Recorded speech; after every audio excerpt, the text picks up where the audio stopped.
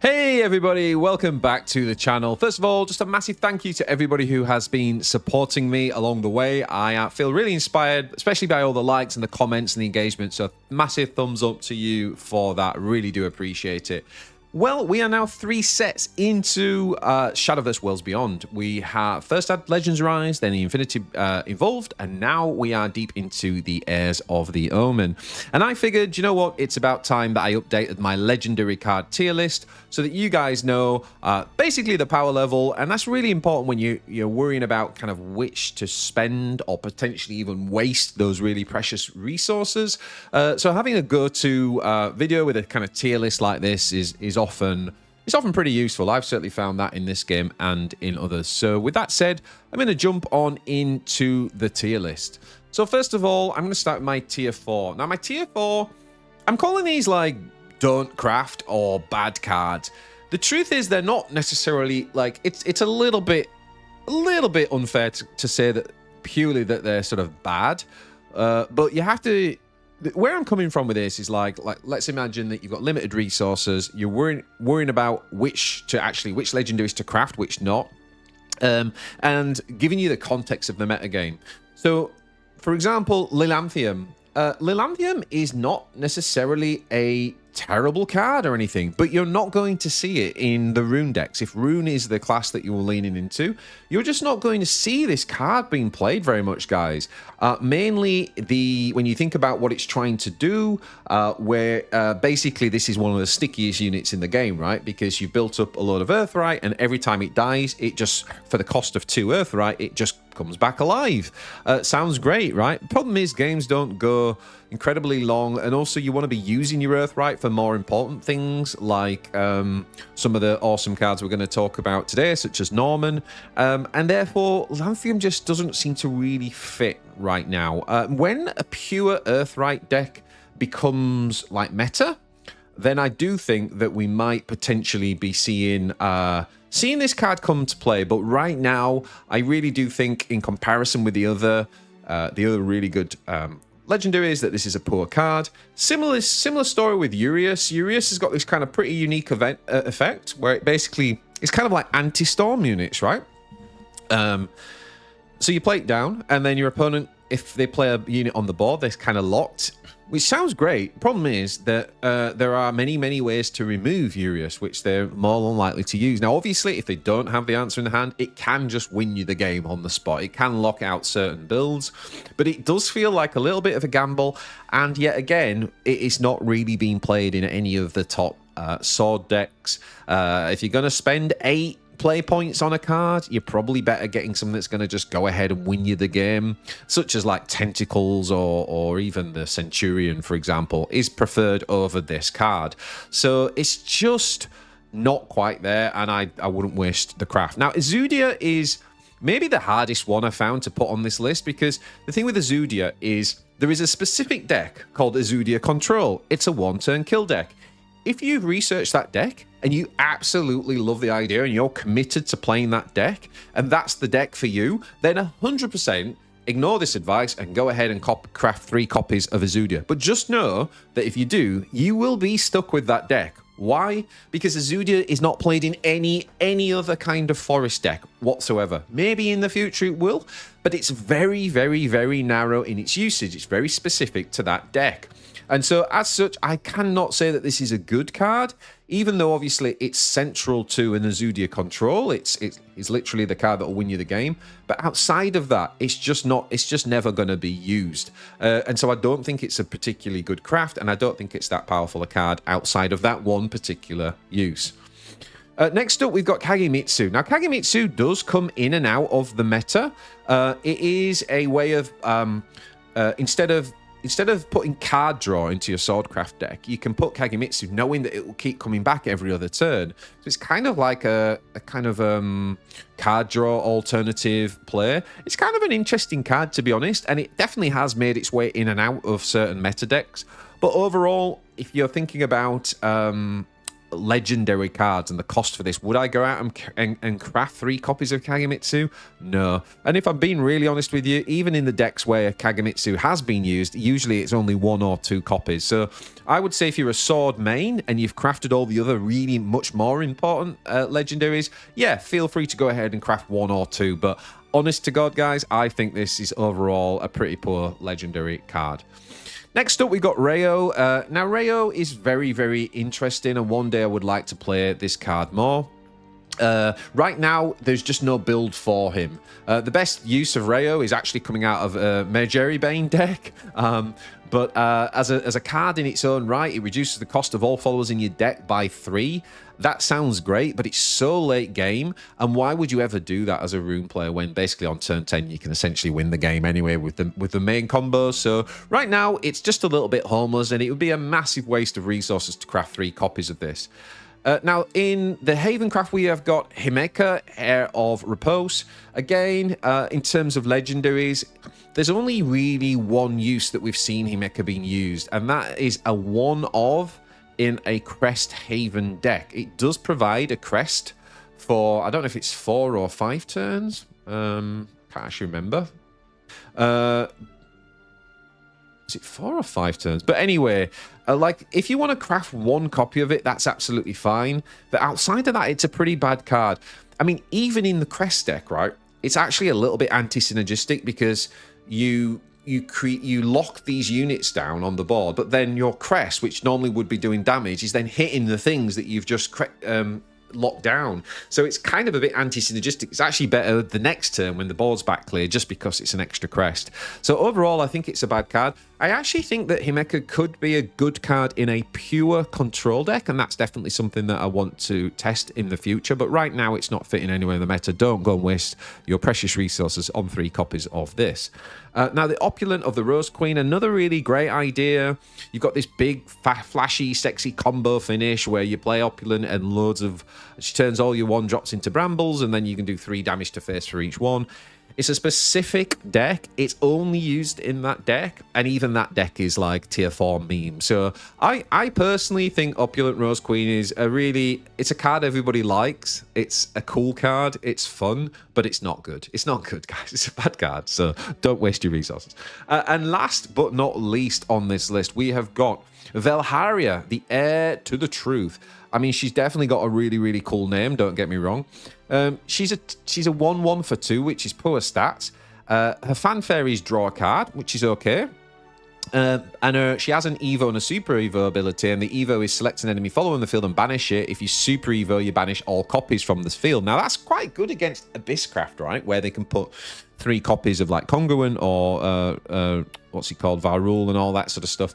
But honestly, it's not played, guys. It's not played in any decks. It does cost you an evolution or a Super Evo, and you probably want to be doing it on better things. If you did want some kind of, like, cheap draw, maybe it could be used, but ultimately, I think it's a pretty bad card. I wouldn't bother with it. All right, so that's it for our tier 4, sorry. So let's jump into tier 3. Now, our tier 3 cards, these are cards that they're actually okay. Yeah, they're in the right situation, they're good. In other situations, if it's not a specific situation, they're a bit kind of meh, you know, a bit okay. So definitely not bad cards, but they're not like the meta-defining cards that you want to prioritize when you crafted legendary cards. So I think that Bernite is definitely in this category.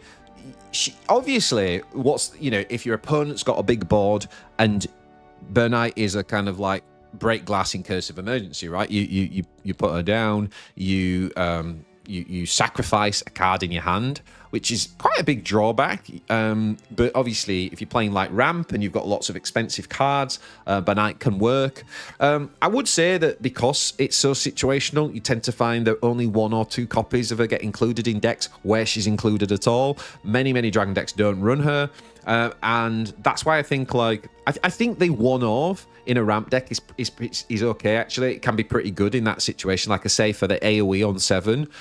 So I definitely wouldn't call it a bad card, but it is very, very situational, and there are many times where you wish it was something else. So I've got it kind of like bottom of my I think it's okay. It's okay. Now, Arya is again, she's not in every forest deck, which I do take into consideration.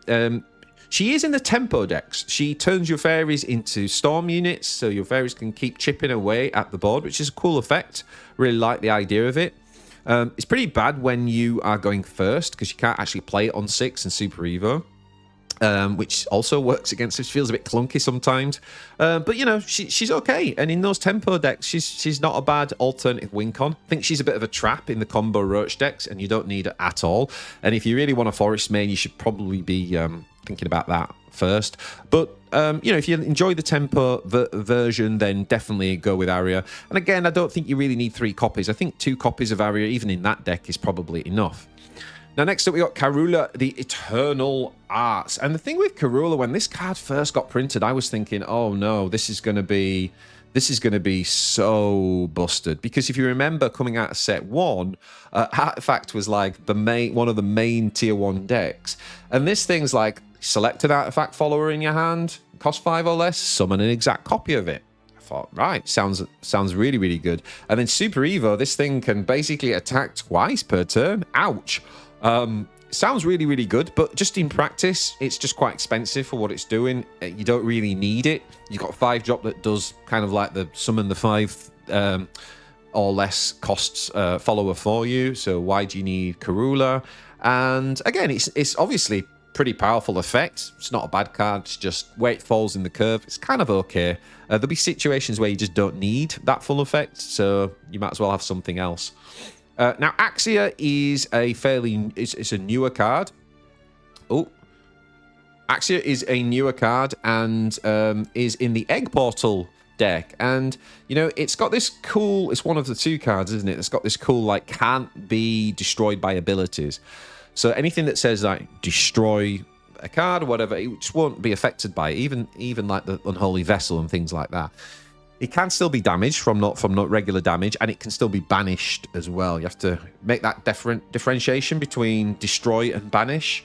But it is a ward, and you can Super Evo it to deal X damage to the enemy leader, and X is the number of other allied cards on the field, and then destroy other allied cards, which obviously, if that is loads of the white or black palms or psalms, however you say that word, then that's kind of what you want to do. You want to destroy them to trigger their effect. So he's really good in that. She's really good in the Egg Portal deck. I don't think she's got much of a use outside of that. You can play her in puppets as a sort of alternative way of putting some damage down on your opponent, and an alternative way of emptying your hands when you've just got those, you know, those awkward puppet hands where there's just nothing to do and you're going to like overdraw.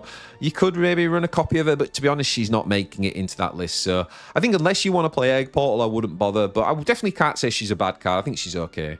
Titania, Queen of Fairies, is pretty cool. She can be hard removal with an Evo, but the main thing is that she, for fanfare, just gives you an extra fairy every turn, which is good in those matchups where you're going to, like Tempo, for example, where you're spending your resources quick, and she just basically refuels, so she's decent. Like, again, she's not, like, meta-defining as a legendary, but I think she's okay. Rodeo is pretty cool in Haven in that it can draw 3 of your amulets. Now, actually, in many ways, the best thing about Rodeo for me is the unseen benefit, which is that it thins your deck by 3. So it can kind of like lead to more consistency. So I quite like having Rodeo, but even when you look at the decks where Rodeo's played, it's usually just one of again. So in that correct situation on 7 where you want to thin your deck, it's really good. You can kind of build your deck around it as well to make sure you get the types of amulets that you want. Do you want removal? Do you want heal? Yeah, it's even the new tablet, for example, which you get and it doesn't banish your deck, but then you've got it stuck on the board so you can draw every single turn. That's pretty cool. I think it's all right. I think it's in the right situation, it's good, but other than that, it's just like a bit okay. It does cost a Super Evo to kind of get its killer unit effect off, which is just a bit expensive, and it kind of like, I don't know if that's what you want to be spending your Super Evos on, unless you are playing like a pure amulet deck. Now, Cruel, Heir of Killing. It's another one of these cards where it has a Super Evo that you're not really going to probably use the Super Evo too often, to be honest. But the big thing is it's a 4-costed AoE, right? It does 2 damage to the board. You get to heal 1. and then the thing has ambush, so it probably is going to survive to next turn, which is kind of cool.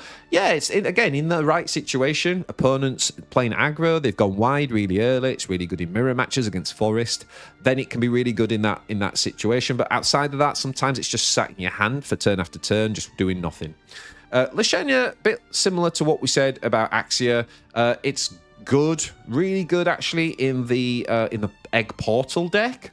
It can't be destroyed by abilities similar to Axia, and if you want to spend an Evo, then you can summon another White Palm. So she's quite central to the Egg Portal deck. If you're going with that, then absolutely you want to prioritize crafting her, but she doesn't really fit in any of the other Portal Craft decks, and that's why I'd be sure you want to play Egg Portal before you do it. In terms of a power level, maybe there's an argument that she's a tier 2 card within an Egg Portal deck. I would say she's a tier 3 card overall if we're just judging it by in terms of the craft overall. Limaga is a card that came out in set 2 and made it into the Combo Roach meta decks. We were seeing a one of. So again, it's very situational. Like, often it wouldn't even be used by the Combo Roach player. They'd kind of burn it, to draw and things like that. But yeah, on turn 7, coming down, holding up the board, getting a bit of chip damage before you go off on Roach. That particular situation is what she seems to do at the minute. And so I think she's good in that situation. Yeah, if you wanted to craft one copy of her, then go ahead, but I definitely don't think she needs to be a priority call. Now, this next one might be a bit controversial, Galmeo. I don't know how the community feels. I've seen some people who really support and defend Galmeo, and then I've seen others who are kind of like, she's okay. And I sort of come down on the fence that I think she's okay, right? Like, if you play her on 5, she is a decent Evo target. She's not Anangrea, right? But she just can do she can do that thing, right, where you've got an early board that your opponent's played, you Evo her, you smash into something as a 7/7. That means that Galmeo takes damage. She does 3 damage to another enemy follower that's on the board. So she kind of does that clear up crew role okay, not quite as good as Anangrea. And then she gives you this 0-cost spell, which you can play, which does 1 damage to all followers on the board, and it's a permanent crest, so that it survives into the game. I think as the Disdain builds get more refined, I think Galmeo will get better. The other big use of her is on 7. She's got an enhanced ability where she suddenly gains Storm, but it's only 5 Storm. But obviously with Super Evo, that becomes 8 Storm damage. And so yeah, in that situation, she can win you the game, and that's why I think she's situationally good. But then there'll be other times where you're like, don't know if I really need her.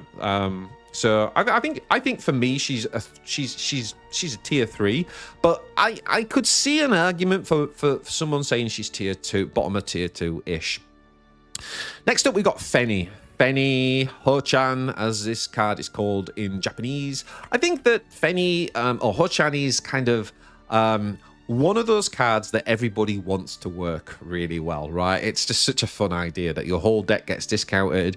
And obviously the question is, can you live long enough to make that happen? We've definitely seen decks where Feni's showing some promise.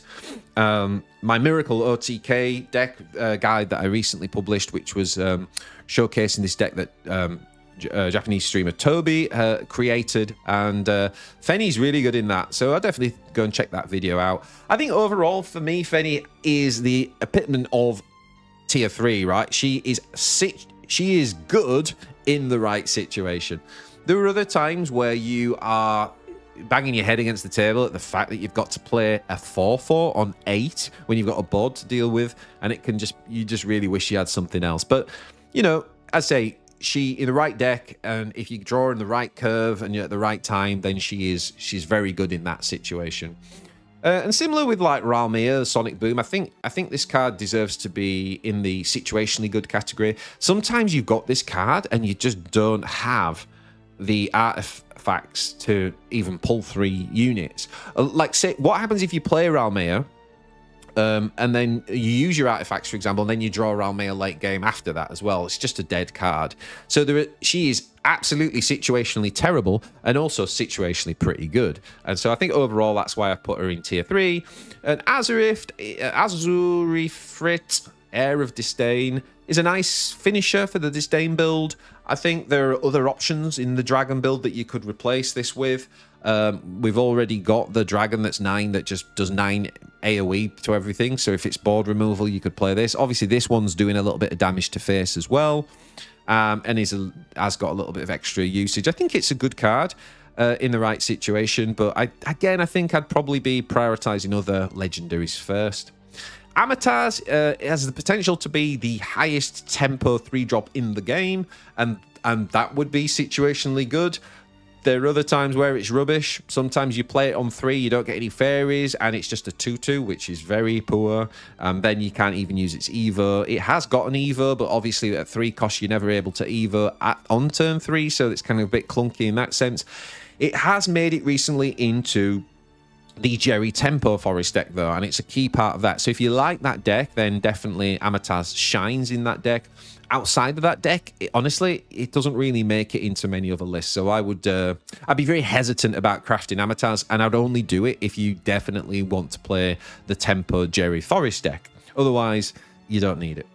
Medusa is a card I personally really like. I love this idea that you can basically just kill 3 enemy units no matter what. Doesn't matter if it's Norman, where it's put out shielded ward units.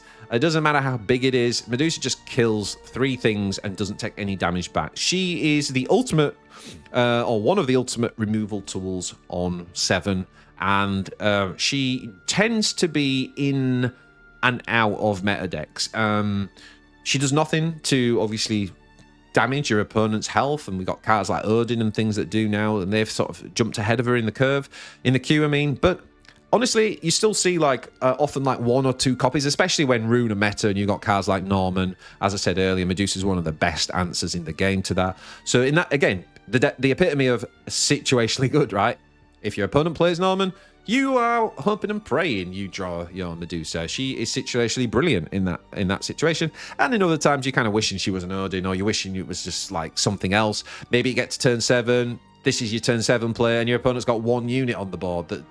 You had 10 other ways you could remove it. Like, it's almost like overkill. So, yeah, I think it's situationally good and sometimes just a bit meh in your hand. All right, next up, onto the tier 2. Now, these are the really solid, good cards. These are cards that should be in starting to make up your meta decks, so you should absolutely feel confident about crafting them. They might not be like the kind of like top tier meta defining, but they are still very, very good cards that make up good decks. So let's have a look at those. I think you've got Phylene, the White Frost Bloom. She is a 2/2 that has Bane, right? So she can instant kill anything that trades with her. And then she's got this additional flexibility, so she can Evo and deal 1 damage to the enemy board. She also then, if it's an overflow, gives you the White Frost, which basically means that you can destroy, for 3, you can destroy the enemy board if they're damaged. And she can also use that same card to increase the cost of every card in your opponent's hand. So the thing about Phylene, she has some quite nice flexibility. She's obviously better in the late game she scales well, into the late game with that ability. And if not, she's just a 2/2 to play on curve to challenge the early game. And she's even got the Bane, so she can deal with like anything that's got bigger stats. Basically, she's a really solid card. Amelia, the Silver Captain, nice in Swordcraft, particularly in the first 2 seasons. We were seeing those board-heavy Swordcraft decks, and Amelia was a superstar in those decks. A bit less prevalent. English, BJ. She's a bit less prevalent now, I would say, just because Sword have moved more towards the loot or treasure sword versions, and having a sticky board is less important. But that's what Amelia does. She draws you 2 cards. She only actually costs 3. I know it says 6, but you actually get 3 player points back. So she only actually costs 3 ultimately. And then if you want a Super Evo, you can obviously play... for example, you play on turn 8, you can play her, and then she gets 3 play points back, and then you play Luminous Mage for 5. And now you've got an entire full board, your Super Evo Amelia, and everything's got those wards, right? So it's just a nightmare board for your opponent to get rid of at that point. She's a really good card. She's really flexible, and she's quite nice just card draw, really, just cycle, which Sword often needs in the board-heavy versions. Zwei wouldn't have been here until the recent balance patch, I think it would have been a bad card, and maybe even situationally good, probably a bad card. But now with the Evo added to it, I do think it's a good card. I do think it's very necessary on 5 to have this card, and really, really good when you Evo her, because even the 3/3 puppet that comes out, you know, it becomes a ward unit, so your opponent still has to deal with it. It's kind of similar to Anne and Greer in the sense where, you know, you've obviously, she summons the 5/5 ward, kind of a similar thing. So that is much, much improved. Now, Aether, when this card first got announced, I was like, oh my god. Ward Haven has not yet been tier 1, but my god, if it ever does, Aether is going to be a huge part of that. You can bet your bottom dollar. She basically summons three followers, sorry, that's 3 or less. And then if you super Evo her, then she buffs all of the ward units and she gives them all aura as well, so they can't be targeted. She's a really great card, guys. Like, such a good way of just putting down a big, beefy board. And also thinning your deck again by 3 cards. So similar to what we said about Rodeo in that sense. It leads to quite good consistency. Obviously, the other big thing is that Wilbert is a card, and Wilbert's crest means that all of your ward units get a +1/1 bonus. And Aether basically just is ward herself, and then she pulls all these other wards from your deck, and they all get the plus bonus. So it's such a good combo piece with Wilbert, and obviously Wilbert's on 6, and then she's on 7. Really, really, really great. And then we got Charon. I think Charon is, yeah, it's also really solid. I don't think it deserves tier 1 yet. I mean, one day it might do, but I don't know. But I think right now it's kind of like good. The only thing with Charon is you do have to get the value, you do have to have got the 1 player point and 2 player point units down before you play Charon. But then when you do, it's really good.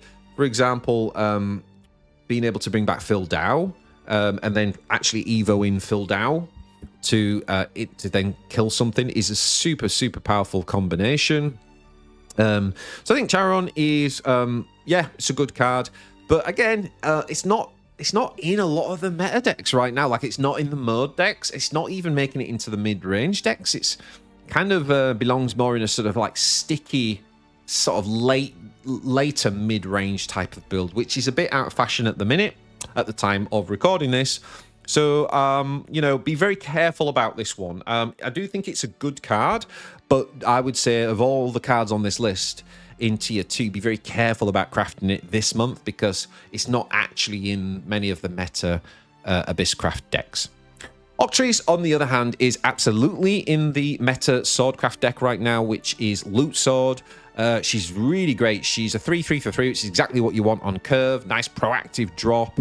Quite rare in that deck as well. It doesn't have tons of like proactive drops. In addition to that, she puts a great crest into play, which basically has an 8 countdown. Every time you loot something, it essentially counts down. And then she gives you a nice spell, which only costs 1, and it does 4 damage, which can go face. So it really helps with the kind of burn damage that you're looking for from Loot Sword in the late game. UD's always been a really solid 3-drop. I wasn't sure whether to put her in tier 3 as situationally good or just a good card, but I think she's just a good card. I think she's always been a good card. Like, you know, she's a 3/3 for 3, as we said, really solid, proactive, but she draws you a card. That's pretty good. I mean, it's the standard is that it costs 3 to draw 2 cards, right? And she's drawing 1 card and giving you a 3/3 body, which is pretty impressive. In addition to that, she's then got an Evo, which basically means that you can either draw more cards or heal. And I think that's something that you as the player can be quite tactical around and say, what do I need? And so Yudi can fit into your game plan. She's quite flexible. Yeah, I think she's a solid card.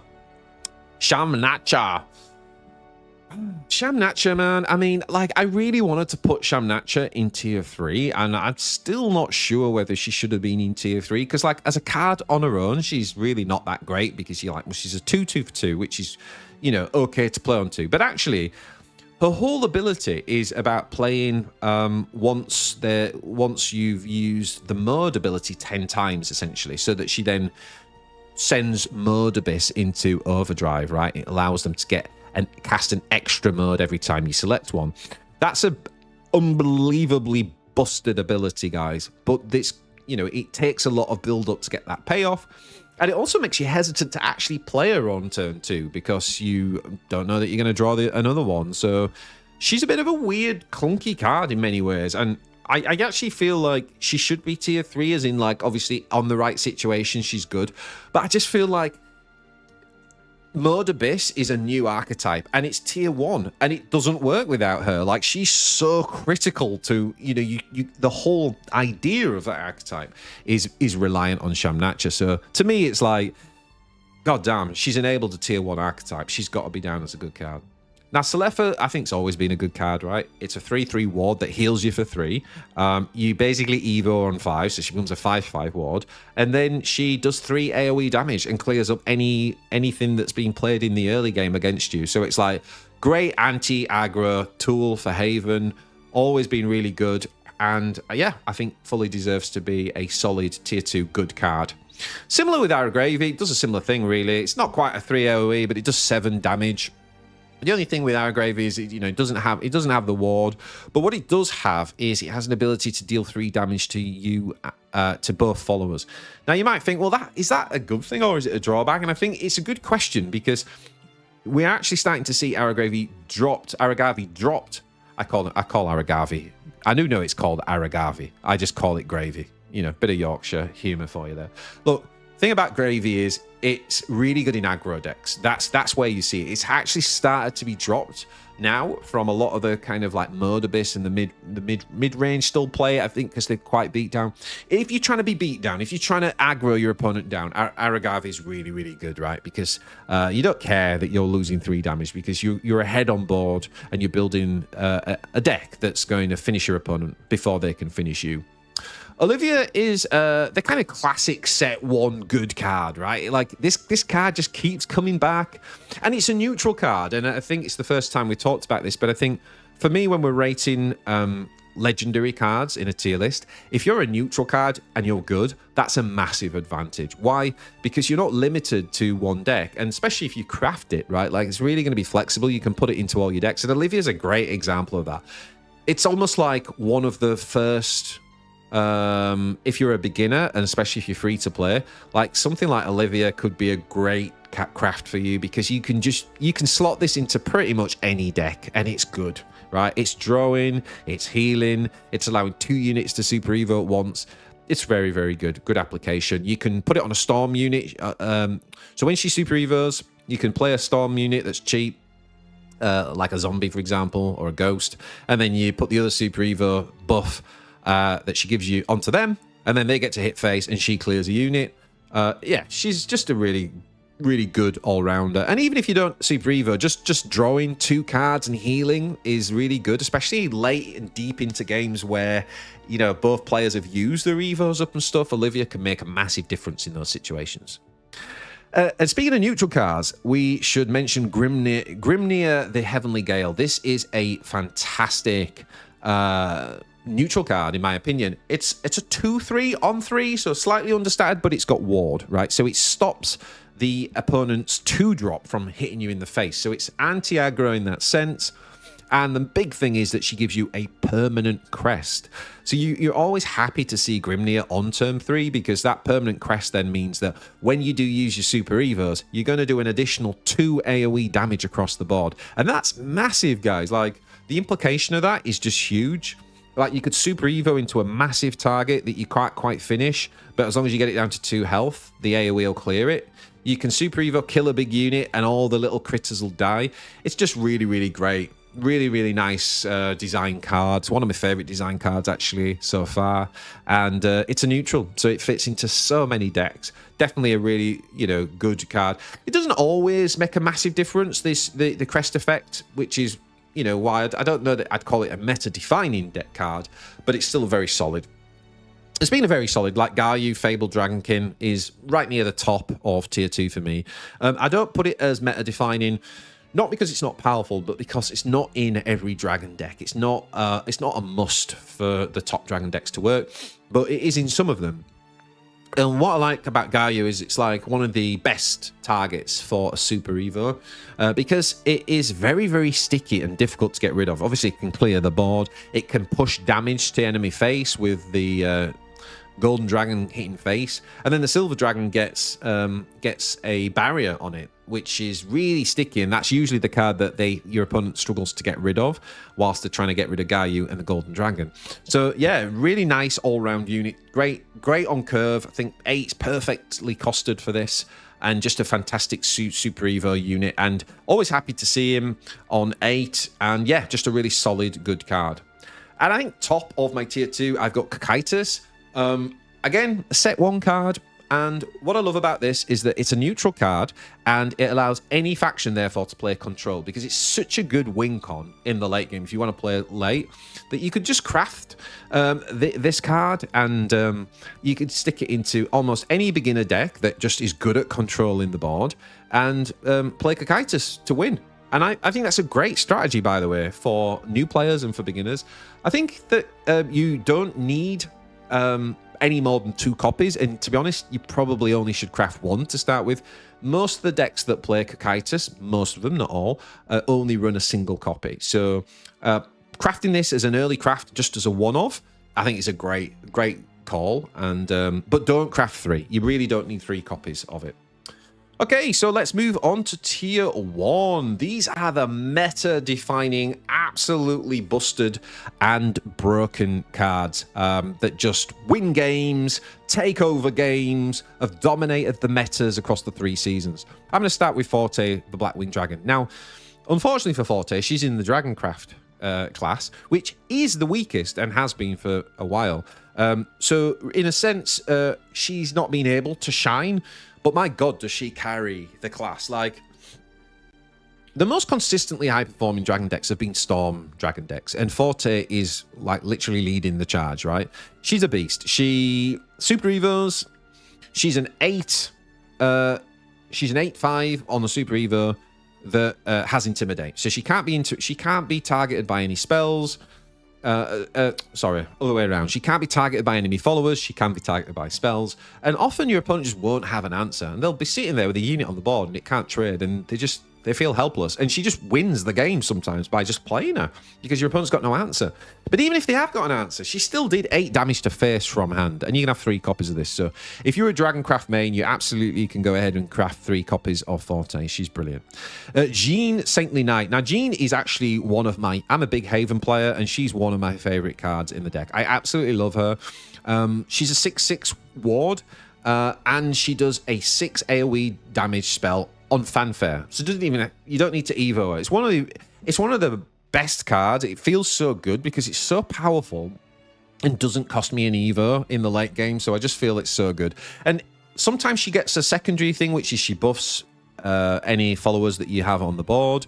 And often she doesn't. But we talked about Aether earlier on, who plays all those units out on the board. There's big, hard-to-remove wards. And then then the next turn you play Jean, and just buff that whole board, and you win the game if that happens. So I really love Jean. I think she's a great card, and I think she's one of those set 1 cards that's just going to be around and played in many decks for many sets to come.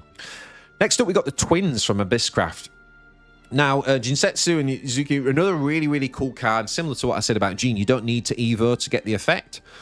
She plays down an entire board of warded units that are 2/3s, or she can kill 4 units on the board and heal. And of course, in Mode Abyss, you can do both once you've met the Shamnacha condition. So I think this is a great card for Abysscraft to go ahead and craft. I think you've got no reservation. She fits into pretty much everything. The only build she doesn't really get played in is an aggro Abyss. So if you just wanted a pure aggro Abyss deck, then you wouldn't need to craft these first. But if you're looking at investing in that faction and playing it more broadly, then you're gonna definitely want 3 copies of the twins. You could get away with 2 copies first and wait. That's a more prudent maybe approach to it. But ultimately, you will want 3. Now, Gildaria is in an interesting spot. I wrestled with this card a little bit because in the current season, in set 3, she's not even played in the best Swordcraft decks. However, that's more to do with where we are in this current meta. It's not to do with the power level of that card. In set 2 last season, she was one of the most broken cards in the meta because as soon as Swordcraft plays for board, basically, if you want board heavy builds, Gildaria is like one of the best cards in the game, right? She does something unique as well that no other card does. She enables you as a player to have more than 2 super evolutions. And because you can have 3 copies of her, that means you can have 5 super evolutions in a game. No other card can do that. She only gets better later in the game. And 3 of those, and if you've played 20 followers, those super evos are free, I should have mentioned. She gives you AoE. She's an absolute beast. She has to be down as a tier 1 meta defining card because she did define the previous meta. As I say, she's not being played right now, but that's more because the loot sword approach is being preferred, but I guarantee this card will come back into play. Next up, we got Rule Knight, and this card has really shot onto the scene in tier 3. In set 3. She can either produce 3 5/5s on board, 2 of which have rush, or she can give Storm. Very, very cool. Lot of stats, 15/15 for 7. That's incredible. With the rush ability as well. Really good in the mirror, because actually Abyss struggled to get rid of Rule Knight, funnily enough. So sometimes Super Evo in a Rule Knight in the mirror match is pretty handy. But she can also be part of a combo where you can actually save the Storm card, for example, and then the second time you play Rule Knight, you've got 2 Storm cards that you can play. Obviously, she gets even better in Mode Abyss, where you can get the 3 units out and the Storm, and then you can do big damage to face with a Super Evo. So, yeah, it's a very good card. You can't really ask for much more in terms of value, in terms of stats, in terms of flexibility. It's just a great all-rounder.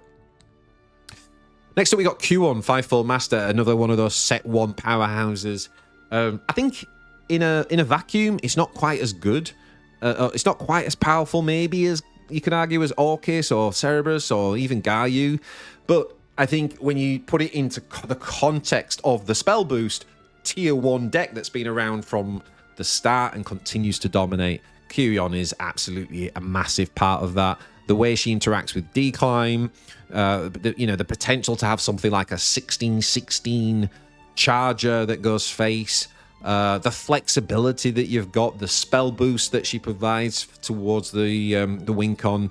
She's just doing it all. She's got flank, she's got rush. I mean, she's very, very good to be, and it's completely within your control as the player of how you want to use her to control the situation. So yeah, I think this card is an absolute beast. 3 copies, yes please. Now Wilbert is a weird one, because Wilbert is like when the card was first printed, we were like, oh my god, this just seems so broken. As you all probably know, Wilbert's bane is Odin, because Odin comes down the turn after Wilbert, and basically Odin banishes Wilbert. And Wilbert has a very strong effect, which is that when Wilbert is destroyed, not banished, it is replaced by 2 smaller ward units, which get the benefit of Wilbert's Crest. And Wilbert's Crest gives +1/+1 benefit to every ward unit that's played for the rest of the game, which is a super powerful ability, and it's opened up this new archetype of wardcraft, even makes Crest better.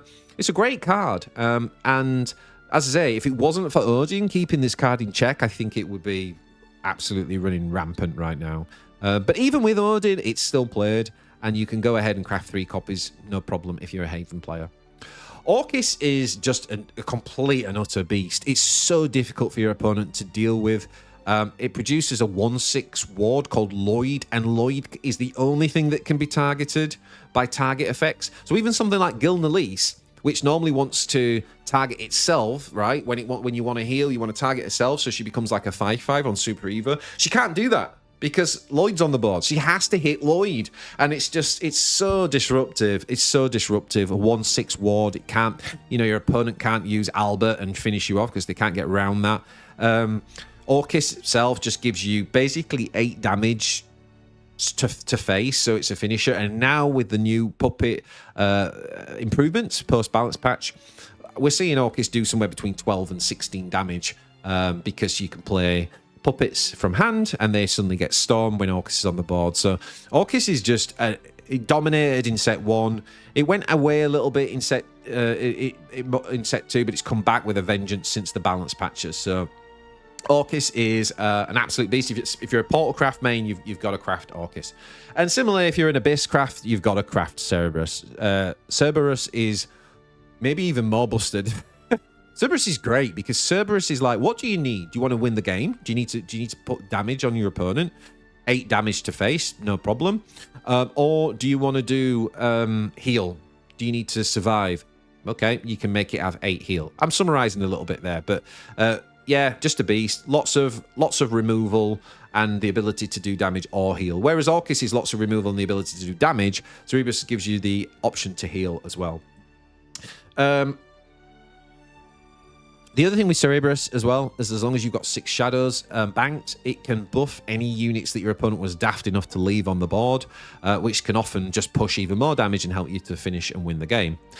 And now Albert has been there since set 1. It's a bit of an iconic character, obviously, for Swordcraft. I think Albert is just a really cool card. Like, it's a tier 1 card that doesn't need nerfing. Like, the power level's just spot on, I think, for this card.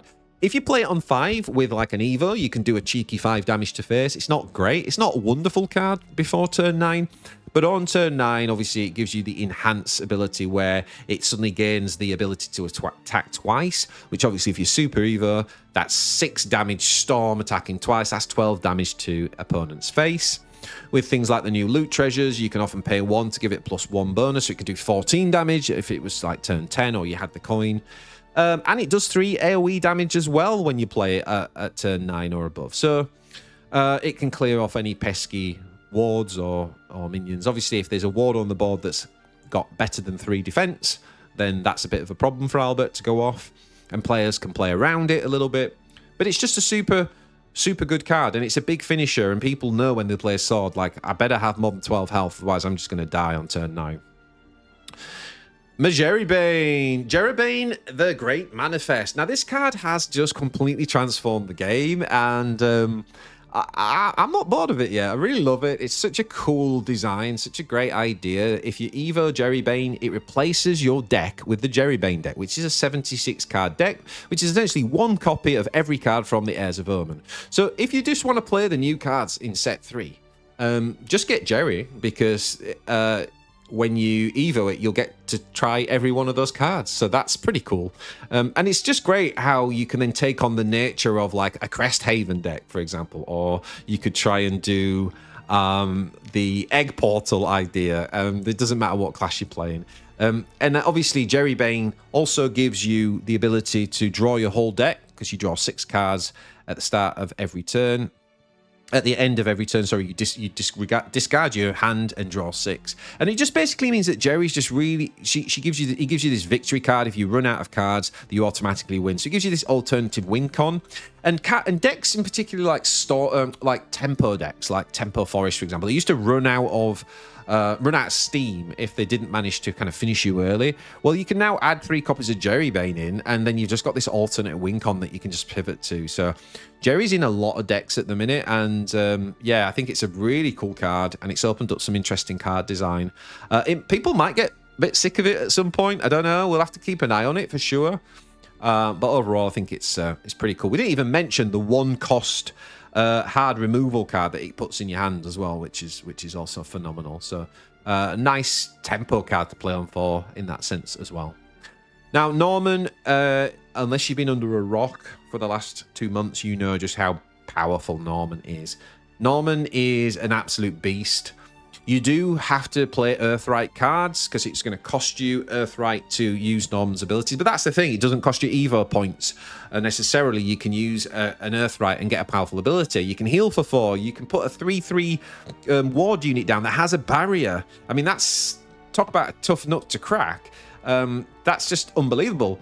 Or you can draw 3 cards, which is also phenomenal. And then if you do spend a Super Evo, you can do that whole thing again, and that's just so powerful. Being able to heal 8 or heal 4, put a barrier down or something like that, I mean, or completely refill your hand. It's just so flexible, and just plays in, you know, it's never going to be clunky really, because there's always something useful you can do with it. So and by the way, like the barriers are just such a problem for certain decks.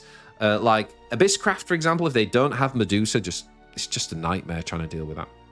Anangria is the best 5-drop in the game. It's absolutely phenomenal. It does everything that you want the 5-drop to do in terms of completely dealing with anything that's been put down earlier. Anne's like protected by the ward unit that acts like a shield, and just the icing on the cake, the cherry on top. And I think it's what makes it better than all the other 5-drops, is the fact that it spell boosts your hand 3 times. Like, that's what I think needs nerfing about this card. Like, this is why spell boost is a tier 1 busted deck, because you're playing this card on 5 that does what you need it to do, which is like clear up the board, and then it boosts your spell boost by 3. Enough's been said on Anangria. It's the best 5-drop in the game. It's absolutely busted, and it probably needs a nerf. Now, next up, we've got Marwyn, the Despair Manifest. Now, I've got this really high on my tier 1 ranking because it's brought into play a new archetype, Cresthaven, which is also tier 1. It's up there with Rune Spell Boost in terms of its power level. And it just that archetype just does not happen without this card. Speak to any Crest player who's had a game where, like, 3 copies of Marwyn was in the bottom 12 cards of the deck. Like, it just falls apart and they lose, right? It's the pivotal centerpiece card of that deck. It's what means that all your crests basically get to do damage every turn. It's a beautiful card. It's very, very powerful. It opens up a new archetype, and I love card designs that do that. Whether you think it's too powerful or not, that's a fair debate to be had. But the fact that the card just opens up an entire archetype, I think, is brilliant. And in addition to that, by the way, it gives you a 2-cost banish spell, which is also phenomenally powerful. Only banishes followers, not cards like Odin can do, you know, amulets and stuff.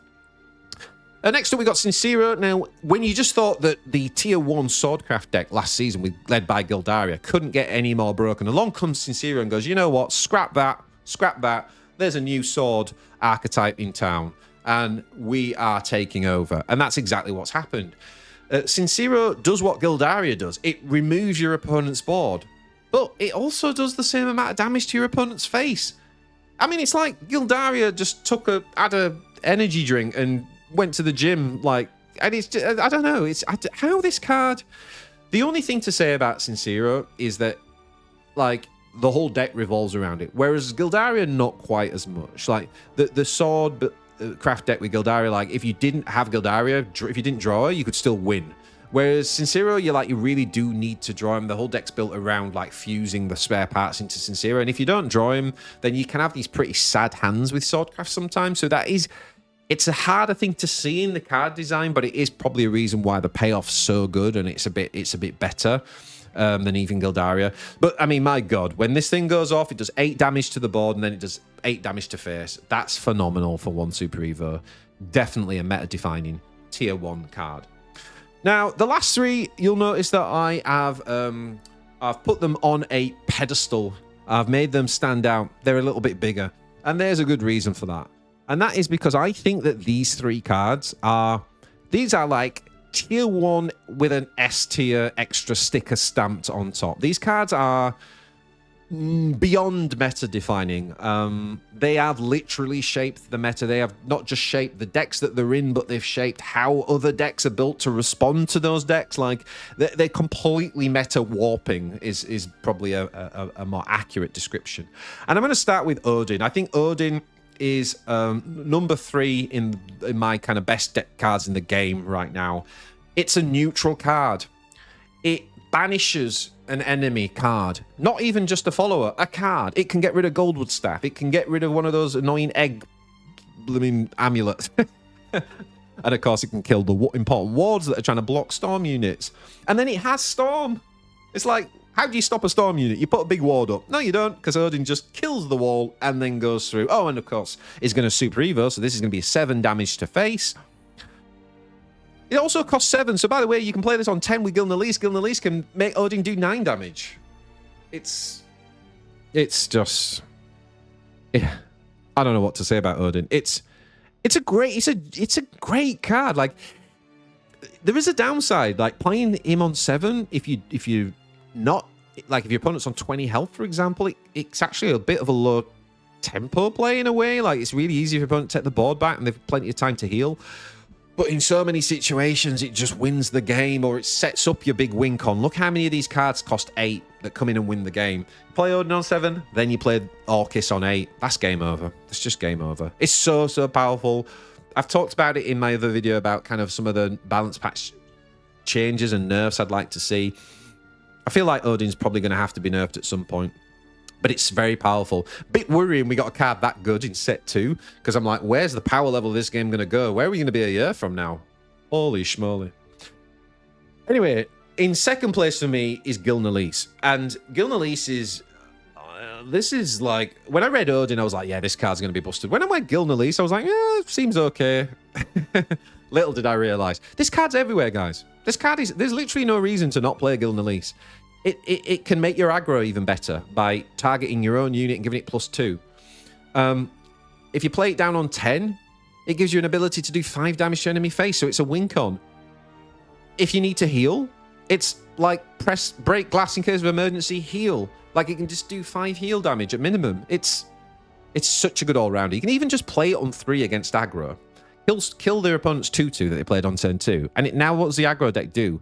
Like, does it continue hitting face, even though you've got a 0 attack unit on the board? No, they've got to get rid of it, because you could Evo it the next turn and then get the health back that they just spent time trying to attack. So it's essentially giving 3 health to your Warlord just by sitting on the board. I tell you what, this card is like the definition of flexible. Like, literally, you show me a card in the game that is more flexible than Gilnelise. Oh, and by the way, when you're making that calculation, don't forget it's a neutral card, right? So it can fit in every single deck. Guys, we're seeing like 1, 2, 3 copies of this in literally every deck in the game right now. It's another phenomenal meta warping card. And again, because of the heal, it has really made a difference to the meta in terms of like just pure aggro decks.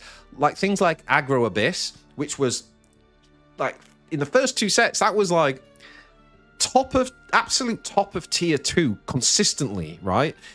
Gilnelise has changed that because it's given every deck the ability to heal. So pure aggro decks are struggling a lot more now because of cards like Gilnelise. And by the way, even pure aggro decks can run Gilnelise. The card is so busted. Let me know in the comments what you think and what your experience has been, but I just feel this card is bonkers.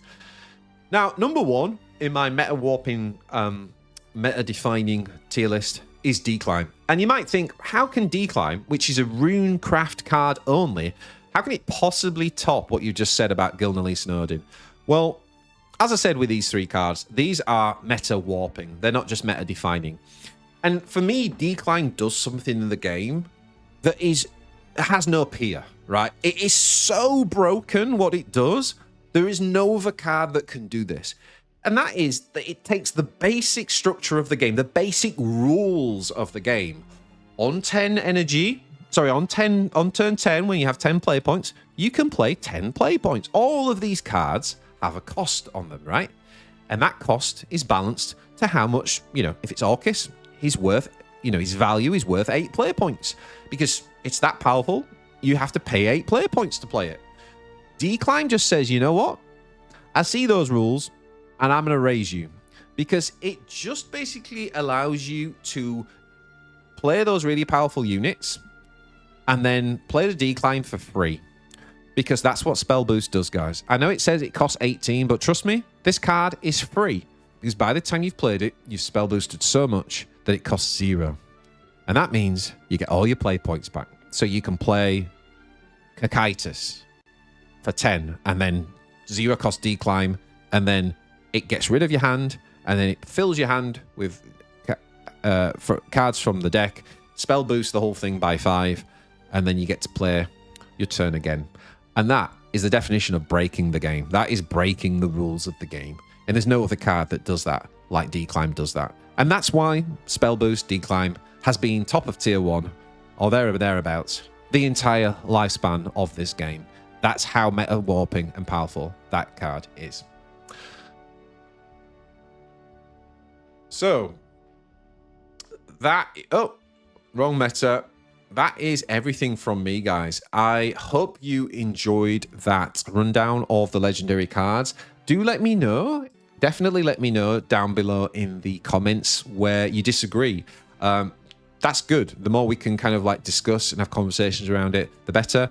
But I hope that was useful, particularly like if you are worrying about where to invest your resources and whatnot. I hope that's helped provide a bit of guidance and stuff. And so yeah, thanks for watching, guys. Appreciate all the support. Hit that like and subscribe. And if you enjoyed this video, check out this one next. Thanks for all the support. Ciao for now.